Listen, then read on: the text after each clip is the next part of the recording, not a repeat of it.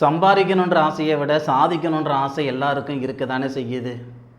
இந்த பிரபஞ்சம் எல்லாருக்கும் எல்லா நேரத்துலையும் சாதகமான பலன் தர்றதில்லைங்க. ஒவ்வொருத்தருக்கும் ஒவ்வொரு தருணத்தில் தான் சாதகமான பலன்களை இந்த பிரபஞ்சம் தரும். விருச்சிக ராசியில் பிறந்த நண்பர்களுக்கு குரு பகவான் பயிற்சி ஆன காலகட்டம் சாதகமாக இருக்குமா அல்லது பாதகமாக இருக்குமா? விருச்சிக ராசிக்கு 2வது பாவகத்துக்கு அதிபதி தனஸ்தானாதிபதி தனகாரகன் சொல்லக்கூடிய குரு பகவான், 5வது பாவகத்துக்கு அதிபதி புத்திரஸ்தானாதிபதி புத்திரகாரகன் அப்படின்னு சொல்லக்கூடிய குரு பகவான் விருச்சிக ராசிக்கு 8வது பாவகத்தில் இருக்கிறது நல்லதா அல்லது கெட்டதா? ஐயா, நல்லது நடக்கலனாலும் பரவாயில்ல சாமி, கெட்டது நடக்காமல் இருந்தால் சந்தோஷம். இருக்கிற நிலைமையிலேருந்து நான் மேலே போகலனாலும் பரவாயில்ல, இருக்கிற நிலைமையிலேருந்து கீழே போயிடக்கூடாது. உண்மைதானே?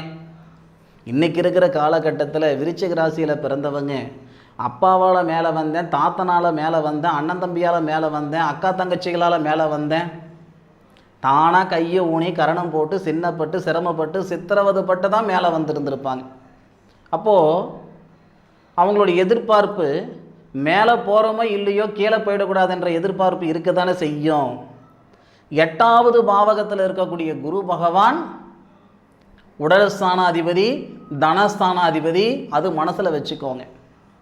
ராகு சாரத்தில் வரும் பொழுது கொஞ்சம் சூதானமாக இருங்க.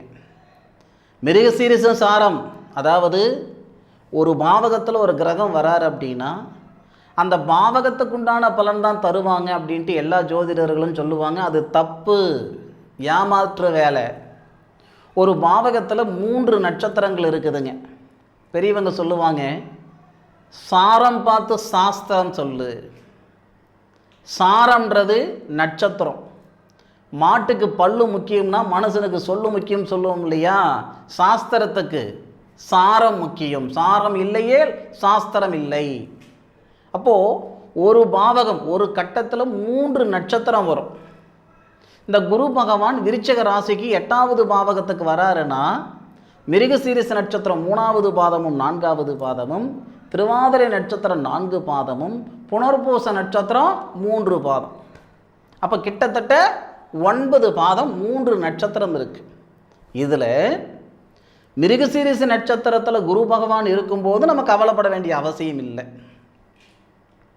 புனர்பூச நட்சத்திரத்தில் குரு பகவான் வரும்போது நம்ம கவலைப்பட வேண்டிய அவசியம் இல்லை.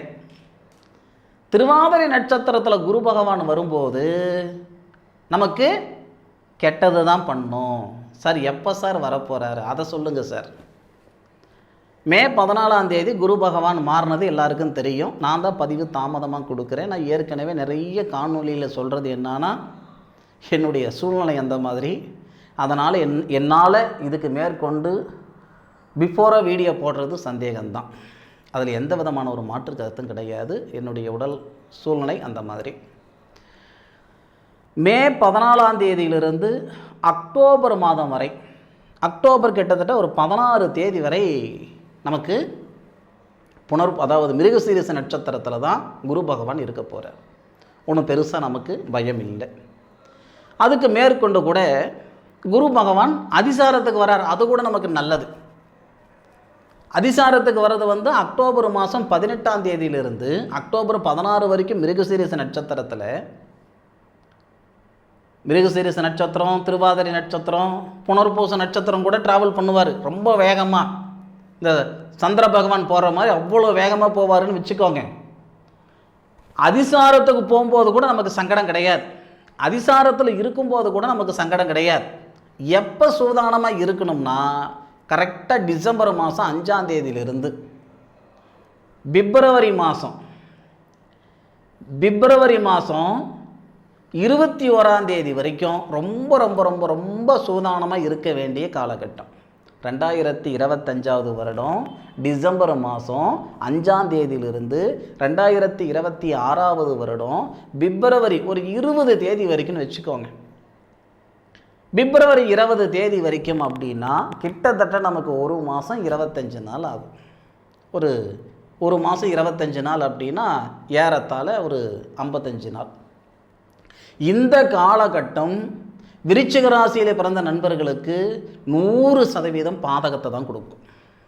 அந்த நேரத்தில் யாருக்கிட்டையாவது காசு பணம் கொடுக்கறது, இல்லை யாருக்கிட்டையாவது கடனை வாங்கிறது, பேங்க்கில் லோன் வாங்கிறது, பிஸ்னஸ் ஆரம்பிக்கிறது, கல்யாணத்துக்கு தேதி வைக்கிறது, வாகனம் வாங்கிறது, இடம் வாங்கிறது, ரிஜிஸ்ட்ரேஷன் பண்ணுறது, தயவு செய்து இந்த மாதிரி ஒரு சூழலெல்லாம் அந்த நேரத்தில் கொஞ்சம் தவிர்த்துக்கிட்டிங்கன்னா பரவாயில்லையா இருக்கும். ஐயா, வந்த பாதை நமக்கு தெரியும், போகிற பாதை நமக்கு தெரியாது. வாழ்க்கைன்ற பாதை. சாப்பிட்ட சாப்பாட்டுக்கு ஊறுகாய் தேடக்கூடாது, சாப்பிட போகிற சாப்பாட்டுக்கு ஊறுகாய் தேடும் இல்லையா? பழக்கப்பட்ட பாதை நமக்கு தெரியும், பழக்கப்படாத பாதை நமக்கு தெரியாது. உதாரணங்கள் என்ன சொன்னாலும் விஷயம் ஒன்று தான்.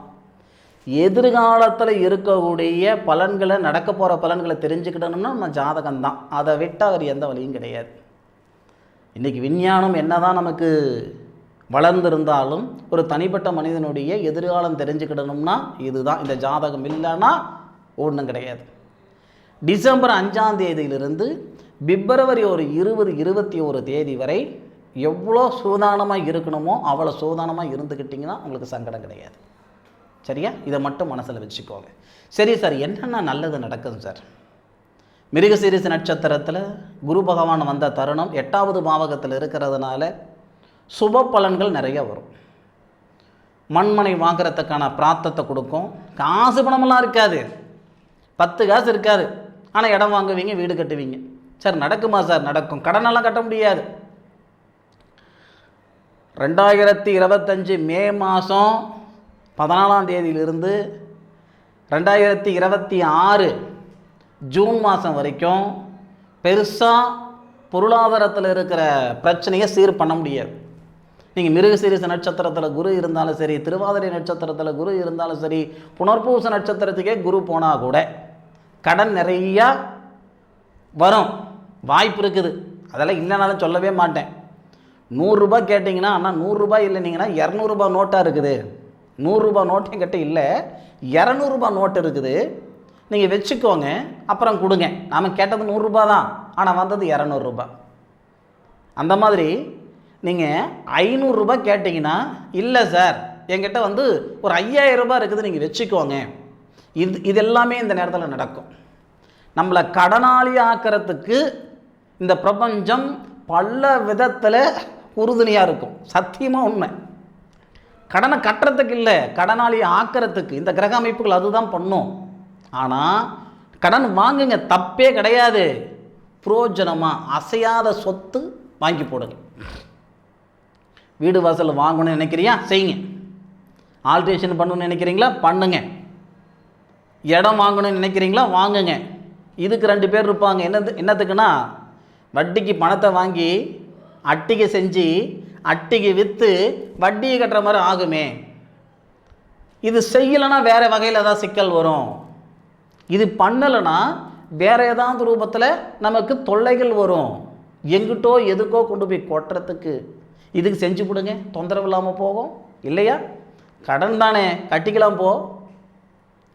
அதே மாதிரி இந்த குரு என்ன பண்ணுறாருன்னா, நம்ம ராசிக்கு 12 பார்க்குறாரு, 8ல் இருக்கிறாரு, 12வது இடத்த பார்க்குறாரு.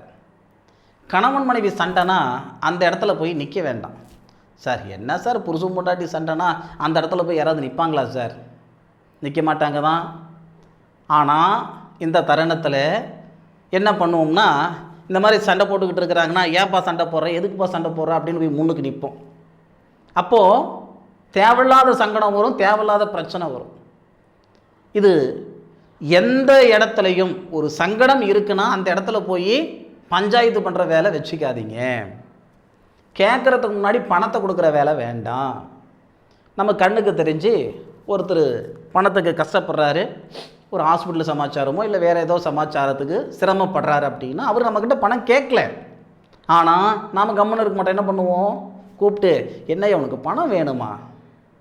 நம்ம கேட்கக்கூடியவங்க தான். விருச்சிக ராசியில் பிறக்கிறவங்க கேட்கக்கூடியவங்க தான். கூப்பிட்டு பணம் வேணும்னா என்கிட்ட கேட்க வேண்டியதானே ஐயா, ஏன் நான் இருக்கும்போது மற்றவங்ககிட்ட கேட்குறீங்க? அந்த வார்த்தை விட்டிங்கன்னா நீங்கள் பணத்தை தாரவாக்குற மாதிரி தான். உங்கள் வீட்டு பணத்தை கொடுத்துப்புட்டு அவங்க பின்னாடி நீங்கள் அலையிற மாதிரி சூழ்நிலைகள் ஏற்படும். ஐயா, அவங்க நம்மக்கிட்ட கேட்கல, நாம் நம்ம பணத்தை கொடுத்து நம்மளுடைய பழக்க வழக்கங்களை கெடுத்துக்கிற மாதிரி ஆகிடும். ஏன்னா நம்ம கிரகம்தான் எப்படி இருக்குது? சிக்கலாக இருக்குது. அந்த நேரத்தில் குடுக்கல் வாங்கலை கொடுத்தா உங்களுடைய உறவை கெடுத்துக்க வேண்டாம். அதுபோக வாகனங்கள் யாருக்காவது ஓசு கொடுக்கறது, காரு வச்சுருக்குறோம் இல்லை பைக்கு வச்சுருக்குறோம், அண்ணே கொடுங்கண்ணே வண்டி அவ்வளோ தூரம் போயிட்டு வரேன், ஒரு கல்யாணத்துக்கு போயிட்டு வரேன், காது குத்துக்கு போயிட்டு வரேன், இப்படி வண்டி வாகனம் நம்ம வீட்டு வண்டி வாகனம் எடுத்துகிட்டு போனாங்கன்னா அவன் நார்மலாக போனாலும் வேறு பக்கம் போனாலும் வேறு வண்டியில் போனாலும் ஒன்றும் ஆகாது. நம்ம வண்டி எடுத்துகிட்டு போய் கீழே விழுந்துருவார், கையை காலை உடைச்சிக்குவார். அப்போது தேவையில்லாத சிக்கல் வரும். முடிஞ்ச அளவுக்கு ஒன்று நீங்கள் கொண்டு போய் விடுற மாதிரி தான் விட்டுட்டு வந்துடுங்க. வண்டி வாகனம் கொடுக்குற வேலை வச்சுக்காதீங்க. நீங்கள் வேறு மாதிரி நினச்சிக்காதீங்க, என்னடா இந்த தம்பி இப்படியெல்லாம் சொல்கிறாரு, இப்படியெல்லாம் சொல்ல மாட்டாரே, ஏன் இப்படி சொல்கிறாரு. கொடுத்து பகையாகிறத விட, கொடுத்து அவங்கள சங்கடப்படுத்துறத விட, கொடுக்கலன்னு சொல்லிட்டா ஒரு நாள் சங்கடம் அல்லது 1 மணி நேரம் சங்கடம். அதுக்காக தான் சொல்கிறேன். யாருக்காவது போய் ஜாமீன் கையெழுத்து போடுறது, ஷேர் மார்க்கெட்டில் காசு பணம் போடுறது, இதெல்லாம் தயவு செய்து வச்சுக்க வேண்டாம்.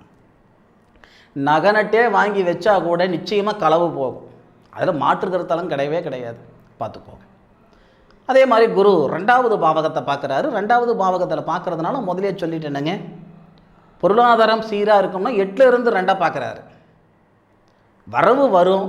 நீங்கள் ஒரு வேலை செய்கிறீங்க, ஒரு வேலையில் இருக்கிறீங்க, தொழில் பண்ணுறீங்க, ஒரு பிஸ்னஸ் பண்ணுறீங்க, இல்லை கலைத்துறையில் இருக்கிறீங்க, எது வேணாலும் இருந்துக்கோங்க, உங்கள் வேலை ஓடும்.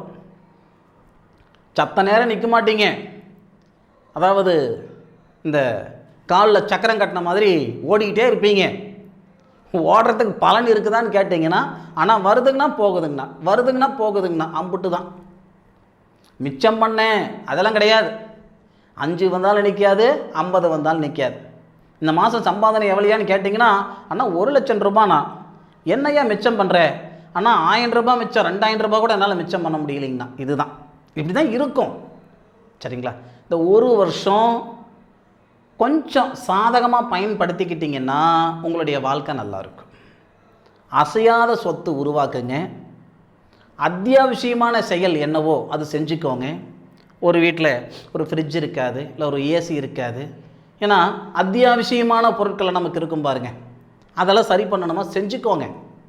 இல்லை நம்ம உடம்புல ஒரு சர்ஜரி பண்ண வேண்டிய சூழ்நிலை இருக்குது, நம்ம தள்ளி போட்டுக்கிட்டு இருக்கிறோம், இந்த நேரத்தில் முடிச்சிடுங்க, வேலையை முடியட்டும். ஒரு மாதம் ரெஸ்ட் ஆகும், அந்த ஆப்ரேஷன் பண்ணால் 1 மாதம் ரெஸ்ட் ஆகும், அதனால் மருந்து மட்டும் சாப்பிட்டுக்கிட்டு வேண்டாம், செஞ்சு கொடுங்க. இந்த நேர காலங்கள் நம்ம கையில் இருக்கிற காசு பணம் செலவு பண்ணக்கூடிய நேர காலங்கள். அதனால் இது செய்யுங்க. சுயத்தொழில் செய்யலாமா சார், 8ல் குரு இருக்கிறாரு, செய்யலாமா சார், ஏற்கனவே செய்துக்கிட்டு இருக்கிற தொழிலை அதிகப்படுத்தலாமா, படுத்துங்க. புதுசாக செய்யணும், பழக்கப்படாத பாதை, புதுசாக நான் செய்யணும் அப்படின்னா உங்களுடைய ஜாதகத்தை பார்த்து அதன் பிறகு பண்ணுங்க, சரியாக இருக்கும். ஏன்னா சுபஸ்தானாதிபதி தனகாரகனுடைய வீட்டில் இருக்கிறார். சரியா? அது கொஞ்சம் யோசனை பண்ணி பார்த்துக்கோ. உடல் ஆரோக்கியம், இந்த வண்டி வாகனங்களில் போகிறதெல்லாம் கொஞ்சம் குறைச்சிக்கிடணும். நான் கார் எடுத்தால் 150ல் போகணும் அப்படின்னா வேண்டாம், 60-70ல் போங்க. பைக் எடுத்தால் 100ல் போகணும்னா 40-50ல் போங்க. கொஞ்சம் சூதானமாக இருங்க. சரியா? அதே மாதிரி ஒன்று மட்டும் சொல்கிறேன், விருச்சிக ராசியில் பிறந்தவங்க நீங்கள் மற்றவங்களுக்கு வழிகாட்டியாக இருக்கிறது, மற்றவங்களை பார்த்துக்கிறேன்னு நினைக்கிறது, இதெல்லாம் ரொம்ப சந்தோஷமையா வரவேற்கத்தக்கக்கூடிய விஷயம். முதல்ல உங்கள் வழியை நீங்கள் பார்த்துக்கிடுங்க, உங்களை நீங்கள் பார்த்துக்கிடுங்க. மற்றவங்களை வழிகாட்டியாக இருக்கிறதோ இல்லை மற்றவங்களுக்கு உதவிகரமாக இருக்கிறதோ மற்றவங்களை பார்த்துக்கிறதோ இதெல்லாம் அப்புறம். முதல்ல நம்மளை நம்ம பார்த்துக்கிடலாம், அதன் பிறகு மற்ற விஷயங்கள் பார்த்து. அதே மாதிரி உங்களுடைய ராசிக்கு 4வது பாவகன்னு சொல்லக்கூடிய சுபஸ்தானத்தை குரு பார்க்குறாரு. அது ஒன்று தான் நமக்கு நல்லது. அதுதான் முதல்ல சொல்கிறேனே, காசு பணம் வரும், திடீர் அதிர்ஷ்டங்கள் எல்லாம் வரும், எப்படி வருதோ அப்படியே தான் போகும். புத்திசாலித்தனம் நிலச்சி வச்சுக்கணும், பார்த்துக்கோங்க. கலைத்துறையில் இருக்கிற நண்பர்களாக இருக்கட்டும், நாடக கலைஞர்களாக இருக்கட்டும், கிராமப்புறத்தில் அதாவது கிராம கலையில் இருக்கக்கூடிய நண்பர்களாக இருக்கட்டும், பாடகர்களாக இருக்கட்டும், இவங்களுக்கெல்லாம் நல்ல நேர காலங்கள் தானுங்க. தயாரிப்பாளர்கள் இருக்கிறாங்க, இன்வெஸ்ட்மெண்ட்டு, நான் இன்வெஸ்டராக இருக்கிறேனுங்க அப்படின்னு யோசனை பண்ணி பண்ணுங்க. ஷேர் மார்க்கெட்டு தயவுசெய்து வேண்டாம். ரியல் எஸ்டேட் செய்துக்கிட்டு இருக்கிறேனுங்க அப்படின்னா ரியல் எஸ்டேட் செய்யக்கூடிய நண்பர்களுக்கு பரவாயில்லையாக இருக்கும். அதெல்லாம் ஒன்றும் பாதிப்பு இல்லை. சரிங்களா? ஒரு ரியல் எஸ்டேட் பண்ணுறீங்க, எப்படி சொல்கிறதுனா ஒரு ஏக்கரை இடம் இருக்குதுங்க, இந்த இடத்த நான் விற்க போகிறேனுங்க அப்படின்னு பட்டுன்னு விற்றுப்படும். பட்டுன்னு விற்கும், அதெல்லாம் ஒன்றும் குறை வராது. சரிங்களா? அதாவது கையில் 10 ரூபா தங்காதே தவிர செலவினம்ன்றது கண்டிப்பாக கொடுத்துக்கிட்டே இருக்கும். 30 போன வண்டி 60 போகும். 10 ரூபா சம்பாதிக்கிறீங்களா, இந்த நேரத்தில் 20 ரூபா சம்பாதிப்பீங்க. 10 ரூபா சம்பாதிக்கும் போது இருந்த நிம்மதி இருக்காது. நல்லா புரிஞ்சுக்கிடணும். சின்ன தம்பி படமோ ஏதோ ஒரு படம் கவுண்டமணி சொல்லுவார், கரண்ட்டு கொடுக்குற மாதிரி கொடுத்து பீஸுக்காரர் கொடுக்குற ஒரு கதைன்னு சொல்லுவார். அந்த மாதிரி இந்த நேர காலங்கள் என்ன ஆகும்னா, இந்த பிரபஞ்சம் பல தருணத்தில் நமக்கு காசு பணத்தை கொடுத்துவிட்டு சிக்கல் அதுக்கு மேலே நமக்கு கொடுக்கும். சூதானம் தேவை, பொறுமை தேவை, புத்திசாலித்தனம் தேவை. பார்த்துக்கோங்க. ஆராய்ஞ்சு நான் சொல்லியிருக்கேன், பலன்களை அனுபவித்து சொல்லுங்கள். நடந்ததா நடக்கலையான்றது அனுபவித்து சொல்லுங்கள். இப்போவும் சொல்கிறேன், ஜோதிடம் அப்படின்றது ஜோதி, விளக்கு, வெளிச்சம், ஜோதி இருக்கக்கூடிய இடம்தான் ஜோதிடம். ஜோதி அதாவது வெளிச்சம் கொடுக்கக்கூடிய இடம்தான் ஜோதிடம். அதை தான் ஜோதிடம் அப்படின்னு சொன்னது. எந்த வகையிலையும் நமக்கு நடக்க போகிற விஷயங்களை தெரிஞ்சுக்கிட முடியாது, இந்த ஜோதிடத்தால் மட்டும்தான் முடியும்.